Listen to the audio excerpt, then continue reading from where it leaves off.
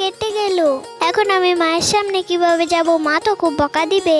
আমি একটা কাজ করি, হাতটা পিছে রেখে যাই। আরে টুপুর, তুই চলে আসলি? টুপুর, নে দুধ খা। তুই এক কাজ কর, ব্যাগ নিয়ে বাজার থেকে খরচ নিয়ে আয়। টাকা যা যা আনবি লিস্ট আছে, নিয়ে আয়। ঠিক আছে মা। টুপুর যখন থেকেই আসলো তখন থেকেই দেখি হাতটা লুকোনো, ব্যাপারটা কি চেক করে দেখি তো। টুপুর শোন।